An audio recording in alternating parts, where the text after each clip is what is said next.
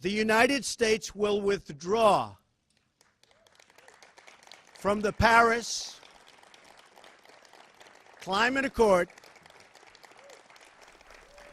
The issue of climate change is supposed to be about objective science, and any international treaty should be judged by its efficacy for achieving an established goal. But all objective standards have been drained from the climate change issue, and it has been, I think, deliberately turned into an emotional issue, and it's become a symbol of moral affirmation for a lot of people. And when the governing elites conduct their lives in a manner that's completely contrary to the values they proselytize to the rest of us, then I think it's irresponsible for thinking adults to passively accept that they're our leaders and they must know what's best for us and to obediently submit. Leonardo DiCaprio says Trump's move threatens, quote, the livability of our planet, and yet DiCaprio flew a private jet 4,000 miles from Cannes, France to New York to accept a climate award and then flew back privately.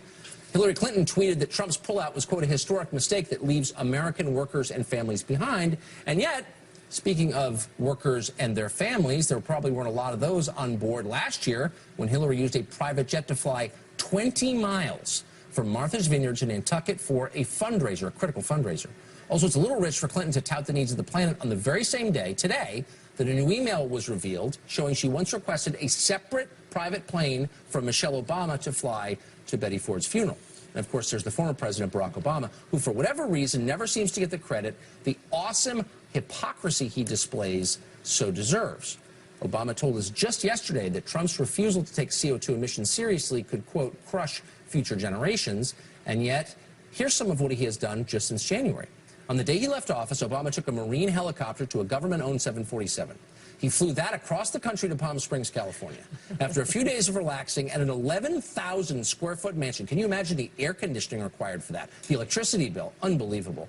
He flew then on Richard Branson's private plane to the Caribbean. Then he got on a private boat that took him to Branson's private island. He later left on a private jet, then took another private jet to Tahiti in the French Polynesia.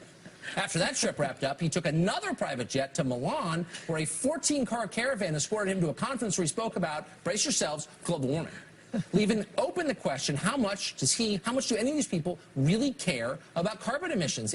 It will cost a huge amount. It will cost at least $100 trillion. $100 trillion. And what do you get? That's quite a hefty price tag. I sure hope you get something where the door's open to the side. Well, this Paris Climate Accord might potentially reduce the Earth's temperature at the end of the century, 2100, by 0.3 of 1 degree. This is using the UN's own climate models. Yes, that's 86 1,000th of a degree. Is that worth $100 trillion that the UN globalists want to spend? I would pretty much say no. The US promises alone, on the promises that came in under Obama, to cut greenhouse gas emissions between 26 and 28% below 2005 levels by 2025.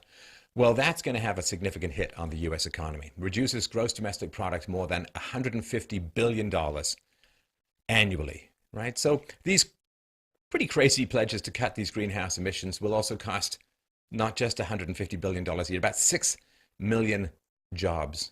And it really is quite astounding. Now, the U.S. component of the Paris Climate Agreement, 6 million jobs, $150 billion a year, minimum, huge increases, 20 to 30% in the cost of electricity. What is the net result? Well, it postpones global warming by 1/15,000th of a degree by 2100.